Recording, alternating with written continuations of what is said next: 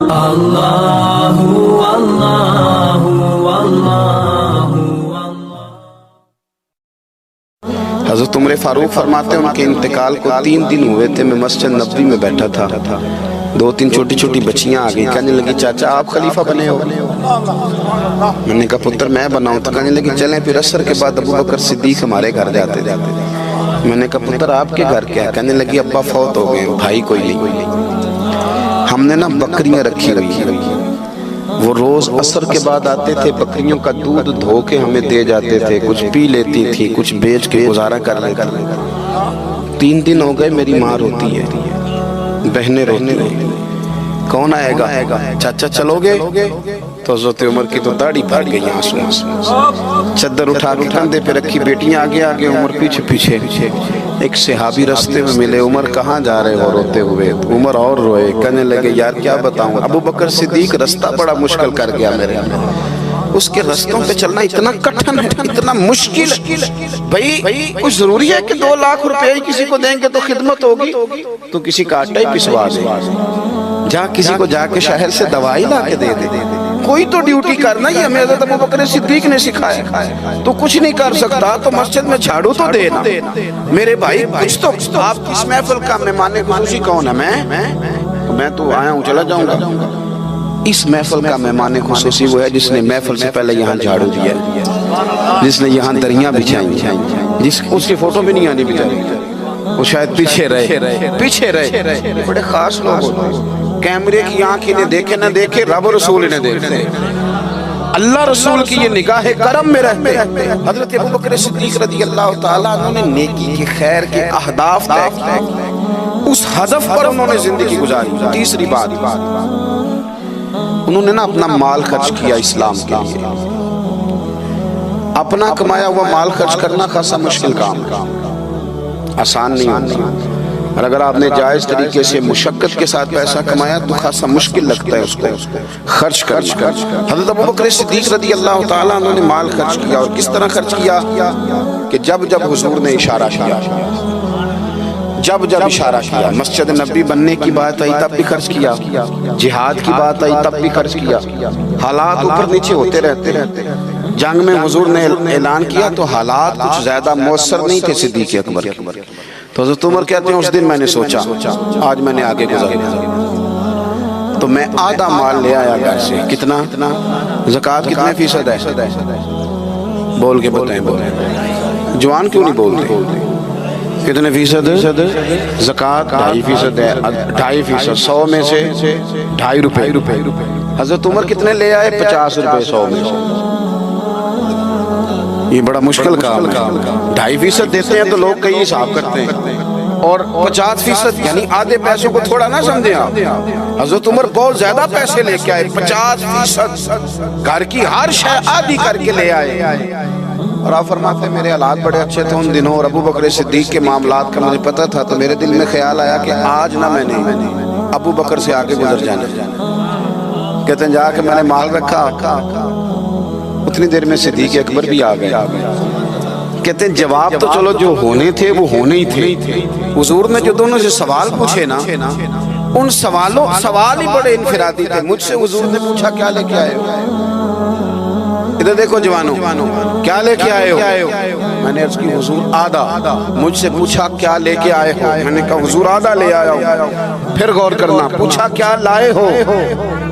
اور ابو بکر صدیق سے پوچھا گھر کیا چھوڑ کے آئے ہو؟ آپ دیکھیں سوالوں میں ہی فرق ہے، مجھ سے پوچھا جا رہا ہے کیا لائے ہو، اور ان سے پوچھا کیا، اور ان کا جواب بھی بڑا انوکھا ہے۔ اس سوال کا جواب تھا حضور کچھ نہیں چھوڑا، سارا لے کے آیا ہوں۔ جواب یہ تھا، آپ سوال پوچھتے ہیں نا کہ ختم ہو گیا کھانا، تو کہتے نہیں ختم ہو گیا۔ حضرت صدیق اکبر سے پوچھا کیا لائے ہو، کیا چھوڑ کے آئے ہو؟ انہیں کہنا چاہیے تھا کچھ بھی نہیں۔ حضور نے فرمایا کیا چھوڑ کے آئے ہو؟ کیا جواب ہے، کیا حسن ہے، گویا وہ کہہ رہے ہیں کہ ہم کو لوارث تو نہیں نا بھئی، کیا چھوڑ کے آئے ہو؟ تو عرض کرنے لگے حضور گھر بڑا ہوا ہے، اللہ بھی چھوڑ آیا ہوں، اللہ کا رسول بھی چھوڑ آیا ہوں، رب رسول کا نام ہے نا میرے گھر۔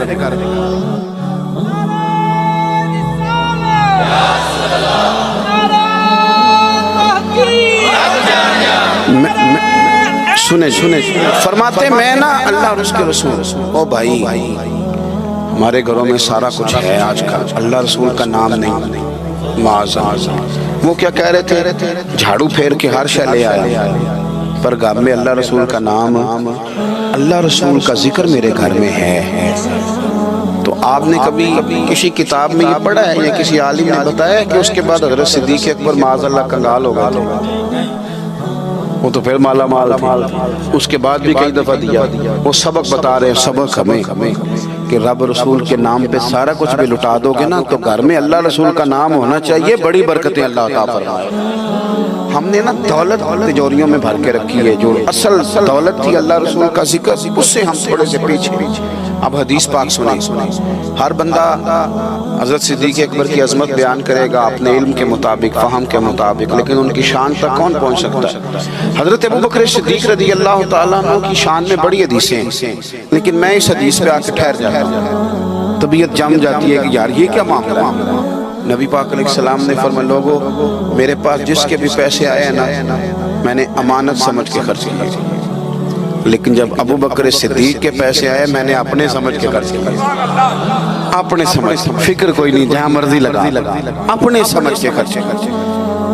آخری باتیں آپ کی خدمت میں عرض کر رہا ہوں۔ ایک تو پہلے صاحب سے عرض کیا کہ سچ سچ ہی ہوتا ہے، حق وہ حالات دیکھ کے نہیں بولنا، وہ ضمیر کی آواز سن کے بولنا۔ دوسری بات ہدف طے کریں نیکی کا، یہ کام میں نے کرنے، آپ ہدف طے کریں، اللہ مدد کرے۔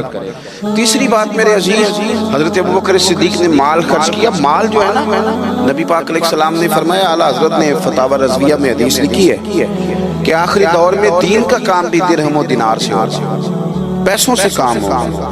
آپ کو ادارے بنانے ہیں، مساجد بنانی ہیں، کتابیں چھپوانی ہیں، تو کس طرح چھپیں؟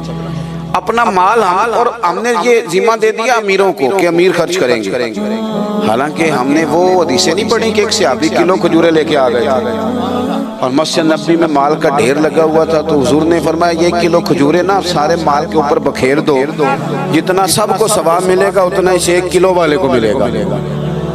تو ہم نا وہ ذوق نہیں پیدا کر پا رہے کہ 10 روپے کی اللہ رسول کی نظر میں اخلاص والے 10 روپے کی بڑی قدر، ہم سوچتے ہیں کہ وہ نا سارا کچھ چودھری صاحب ہی آ کے کریں گے، حالانکہ برکت والا جو مال ہوتا ہے اس میں بڑی خیر ہوتی ہے۔ آخری بات جو بڑی ضروری ہے اس پر غور کریں، فیصلے زندگی میں جب بھی کریں انصاف پر مبنی کریں، محبت دیکھ کے فیصلہ نہ کریں۔ محبت اور ہوتی ہے، قابلیت اور ہوتی ہے، مجھے پر ہونا یہ فطری بات ہے، لیکن اس کا قابل ہونا یہ ایک الگ بات ہے۔ ہر باپ کو اپنے بیٹے بیٹی سے محبت ہوتی ہے، یہ فطری تقاضا ہے، لیکن وہ قابل بھی ہو یہ ضروری نہیں ہوتا۔ حضرت صدیق اکبر کے اپنے بیٹے موجود تھے، وہ جاتے وقت کسی کو بھی خلیفہ بنا دینا، موجود تھی ان کی اولاد، مسلمان تھی، کلمہ پڑھتی، صحابی تھے، 4 نسلیں صحابی حضرت صدیق اکبر بنا سکتے تھے نا۔ اور حضرت عمر نے تو کبھی ایسا نہیں کیا کہ تحفے بھیجے ہوں، دوستی بڑھائی ہو، بلکہ وہ تو کہتے ہیں کہ ہماری تو نیکیوں میں آگے گزرنے کی دوڑ ہی لگی رہی، ساری معاملہ دوڑ میں رہا۔ لیکن حضرت ابوبکر کا فیصلہ دیکھیں، جب وقت وصال آیا تو آپ نے فرمایا عمر کو بلاؤ، ساری چیزیں وصیتیں نصیحتیں کی، سب کچھ حضرت عمر کے سپرد کیا۔ لوگوں نے کہا کہ ابوبکر صدیق یہ تو بڑے سخت آدمی ہیں، آپ ایک سخت گیر آدمی کو بنا کے جا رہے ہیں۔ تو نبی پاک صلی اللہ علیہ وسلم کے غلام نے کیا جواب دیا؟ فرمانے لگے میں اس وقت دنیا سے جا رہا ہوں، اس موقع پہ بڑا جھوٹا آدمی بھی سچ بولنے لگا، میں جب اللہ رسول کی بارگاہ میں جاؤں گا تو مجھ سے پوچھا جائے گا کہ امت کے بارے میں کیا فیصلہ کر کے آئے ہو، تو میں کہوں گا امت میں جو سب سے بہترین تھا اسے امت کا سربراہ بنا کے آیا۔ ہم لوگوں نے نا فیصلے میرٹ میں کبھی الیکشن ہو رہے ہیں، فلاں کام ہو رہا ہے، ووٹ کس کو دینا ہے، کہتے ہیں ساری برادری ادھر ہے۔ برادری کو چھوڑیں، یہ بتائیں سچ کدھر ہے، حقیقت کدھر ہے؟ وہ کسی اور برادری کا بندہ الیکشن لڑ رہا ہے تو وہ بندہ اگر ٹھیک ہے تو ٹھیک ہے، پھر آپ برادری نہ دیکھیں، پھر تو شخص دیکھیں کہ وہ صحیح جا رہا ہے۔ حضرت عمر کے فیصلے ہمیشہ میرٹ ہے، حضرت ابوبکر کے فیصلے ہمیشہ میرٹ ہے، حضرت عثمان غنی، مولا علی شیر خدا، ان لوگوں کے فیصلے ہمیشہ حق کی بنیاد حضرت عمر کو بنا کے گئے. میں نے دوستوں سے کہا تھا اس سال میں نے کہا تھا کہ حضرت عمر کے حالات پر زیادہ کتابیں ہیں, ان کے واقعات زیادہ ہیں, چونکہ انہیں وقت زیادہ ملا نا 10-11 سال. حضرت ابوبکر صدیق کو تو 2 سال ملے, لیکن ان کی خلافت کو مضبوط حضرت ابوبکر صدیق نے کی. سارے فتنوں کا سر کچل کے خلافت سجا سوار کے حضرت عمر کو دی.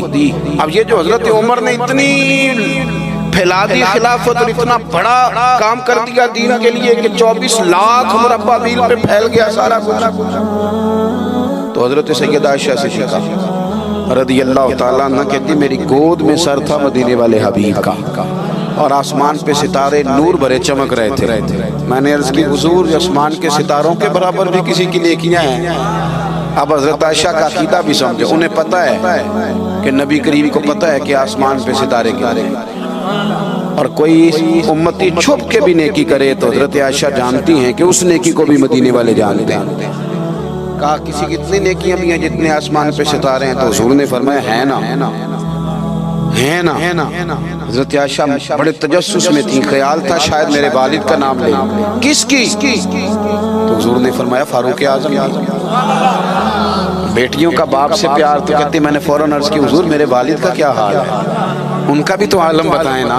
تو نبی پاک نے فرمایا عائشہ عمر کی زندگی بھر کی نیکیاں ہوں تو ابو بکر کی ایک نیکی کا مقابلہ نہیں کرتا.